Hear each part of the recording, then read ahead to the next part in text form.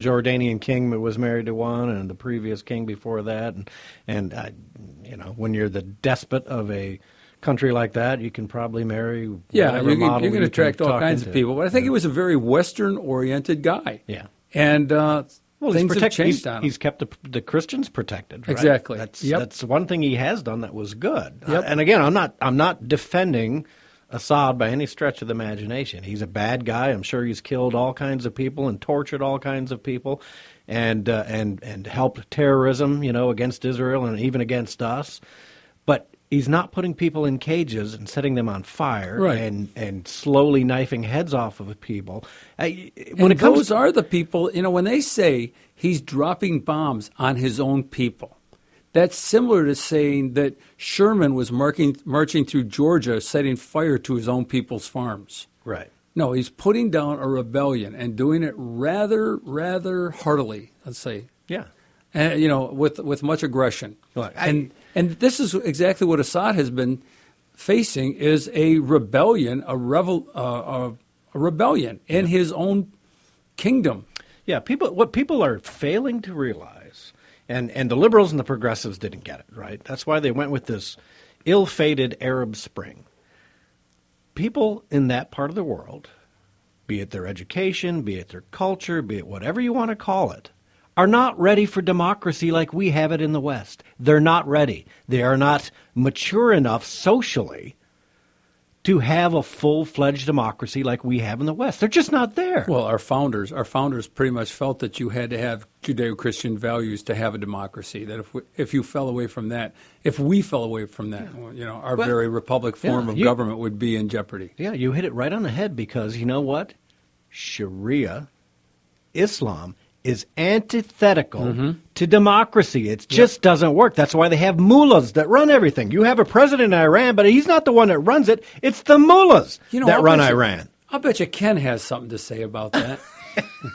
Let's see. Ken? Welcome to the show. Joe. Oh, Joe. it's Joe. Oh, excuse me. My Joe. I'm sorry. I thought I saw Ken over here. You need better readers. Yeah, I need better glasses. How's it going, guys? I won't repeat what was said on American Dream, but I wanted to expound on what you said about not Hillary, by way of discussing an NPR article. Of course, the left is trying to poo-poo all the 28 bills Trump has signed in his first 100 days, and by examining the NPR article, they broke them down into 6 categories. You will see why it's important that it's not Hillary. 13 of the laws repeal Obama-era rules.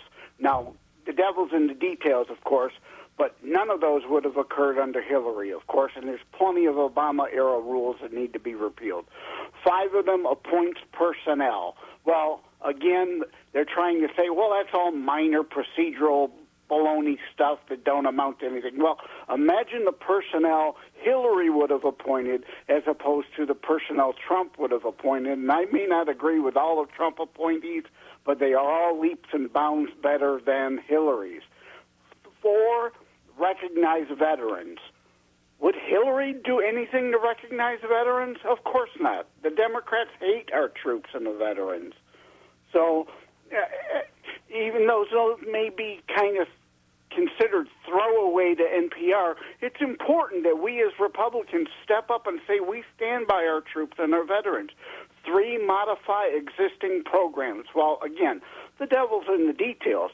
There are all kinds of programs in the federal government that need modifying because the left has made a mess of things. So I can't say whether those are all good or bad, but I bet they're a step in the right direction, whereas with Hillary they wouldn't. 2, encourages agencies to innovate. Well, again, innovate away from the leftist, moronic, socialist utopia dream failures of the left is a good thing, not a bad thing. And the last category, 1, extends an Obama-era policy. Well, that Obama-era policy was something shoved down Obama's throat to allow veterans to get care outside of the VA that he begrudgingly signed. Joe, that was NPR? I mean, all that stuff sounded positive. Yeah, exactly. They, of course, are trying to label those and downplay them all as if, those are all really either nothing burgers or bad. But obviously, that is why you haven't heard about these 28 bills that he signed into law anywhere else, because they have a hard time downplaying them. And Trump needs to have a signing ceremony like he has for the executive orders every time he signs an important law, because we know he's not going to get any positive press coverage otherwise.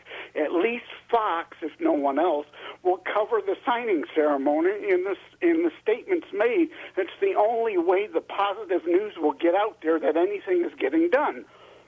Yeah, you're right. You mentioned the veterans, and one thing that there's been some criticism about concerning the veteran administration.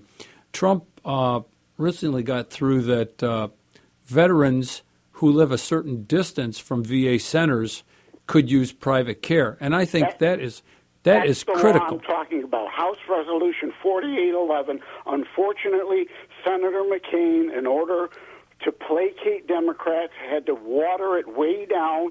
It's only if you live outside a certain radius away from Veterans Administration hospitals get to go get care. They trap certain people within zones. Well, you and I disagree there, Joe, because when I first heard of this, that was the point. It was that certain people, certain veterans had to drive 200 miles to get any kind of care, and that was ridiculous. Now, right here in Ann Arbor, we have one of the best VAs in the country. Now, maybe everybody else in the country doesn't have that same quality of VA care, but there are a lot of veterans who prefer to go to VA centers because of the support that they get there. I know there's some that have died waiting to get into some VA centers, but the fact of the matter is if you're going to have a economical model of doing this, you've got to maintain some in region with the hospital? I mean, with insurance plans? I don't want to do away with VA hospitals or anything like that, but I want it to be a veteran's choice. Well, I don't think it's a... See, I understand it's an agreement. I'm a veteran. It's something I should have access to. But I can understand wanting to keep it as economical as you can so that you can keep the services as open as you can and available. So I can see trying to focus people into we just need to make sure the veteran centers, the veterans hospitals are top notch. We have to focus on that. Yeah. And we need to be able to, and they've moved in the right direction towards trying to get to the point where we're able to fire more of these failures that have kept these death camps running. And that's another plus in the Trump campaign, in the Trump administration. Yeah, good stuff. All right, thanks, Joe. Appreciate the call, man. Talk to you later, Joe. So, he made good points. I mean, as far as I'm concerned with veterans, they deserve everything that we can give them. They put their lives on the line. Many of them have lost limbs and had terrible health issues since even going back to the first Iraq War. I've got buddies who were in the first Iraq War, and they're still suffering from something. It's that mixture of whatever chemicals they were exposed to or toxic agents that they were exposed to. That was real. That whatever that disease, it does affect those guys. Some of those guys still I was in the Air Force, and I'm still traumatized by my first sergeant yelling at me once. Put that bomb on there faster, would you? Yeah, no, I like the fact like Ryan Zinke, Interior Secretary, right? Yeah, there you go. I mean, another stellar guy. Yep. I think he was a SEAL, as I recall. So. Yep, and that opens up federal lands to hunting, which was being restricted. We can now we don't have to use weird alloys of bullets trying to hunt deer and elk. You know, so. That's another benefit right there, carrying in federal parks, so you don't have to worry about leaving your gun in your car, where anybody can break in. Yep. Oh, look at the time. It flies when you're having fun. Alrighty. Well, General Kelly, right? Yeah, I mean, come on. We've got a stellar cast and crew in the administration at this point. Yep. Okay. So we'll see you on the other side.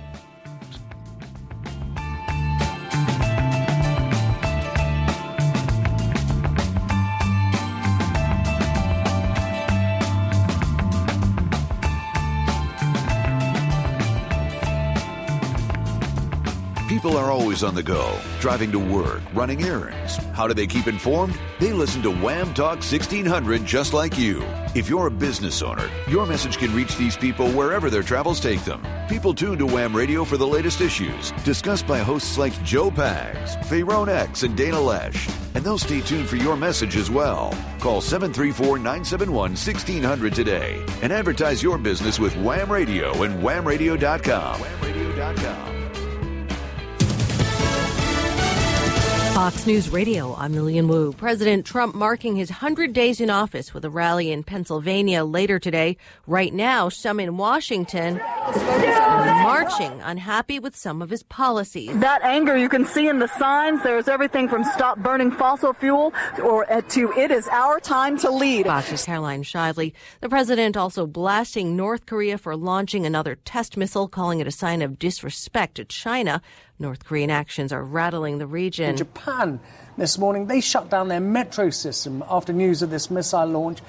15,000 passengers affected. So clearly a lot of concern in the region that this might be more than just the empty saber rattling we've had in the past. Ashish Joshi with Fox sister network Sky News. And the Pope has left Egypt at the end of a historic 2-day visit. Fox News, we report, you decide.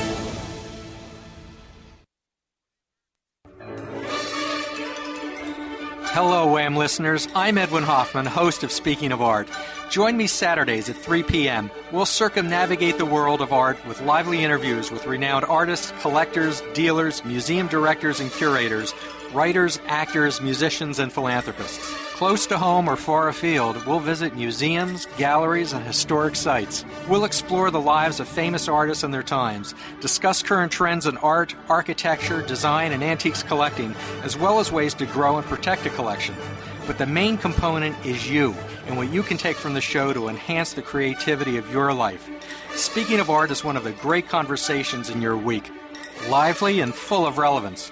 So nestle into an overstuffed chair and join our room full of connoisseurs every Saturday at 3 on Wham Talk 1600.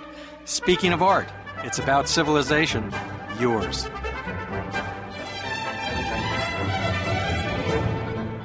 The highest quality tractor in the U.S. and number one in customer satisfaction for 2015 and again in 2016 is LS Tractor, both awarded by EDA. This is Mark at Ashelman Equipment. We have a full line of LS four-wheel drive diesel tractor loaders ready to go. Forks, blades, tillers, plows, and mowers in stock, ready for all your projects. Subcompact to large farm, opener cab with heat and AC. Hydro transmissions make driving fun and easy for the whole family. Attachments are changed with just a pull of a lever. Highest quality, more features standard. 5-year warranty, free loader, and 1.59% financing qualifying. Ashelman Equipment in Whitmore Lake is at exit 50 on US 23, just north of Ann Arbor. Call 734-994-6000. That's 734-994-6000. It's been 5 years since we met Kelly Brighton, just before her weight loss surgery. I was almost 300 pounds. Because of the Michigan Bariatric Institute, I've lost the weight. I now have the tools to keep it off. I am a better mom, I am a better wife, and I'm just a better Kelly Brighton, I think. Begin your journey. Try a free monthly educational seminar at St. Joe's Livingston. Visit stjoe'shealth.org/MBI to learn more. You're listening to The Drift on Wham Talk 1600. Join in the conversation at 734-822-1600. Now, back to your host, Gary Wellings. Thanks for joining our drift here on a Saturday afternoon. This is Ed Bonderenka at Ipsy Ed, and I'm with Gary Wellings. Welcome aboard, eh? Yeah, well, I think it's going okay so far. Yeah, you're doing fine, dude. You're just Nobody with rolling right pitchforks through it. See how quick? When it goes fast, that means goodness, you're doing yes. all right. Yes. Well, let's take care of a little business. Yeah, why don't you tell us about Burroughs? So if you haven't been to Burroughs Roadhouse out in West Brighton, you need to get out there. It's located at 5311 Brighton Road. That's West Brighton. You can reach them at 810-227-6000. They're doing comedy, and I think this is the last month for comedy. And tonight they have Matt Holt, who's a pretty funny guy. But every Friday and Saturday they have live music. On Fridays, there's a lady by the name of Marcia Gale out there. She's really awesome. She plays guitar. She has a guy that sometimes. sounds good. Oh, she's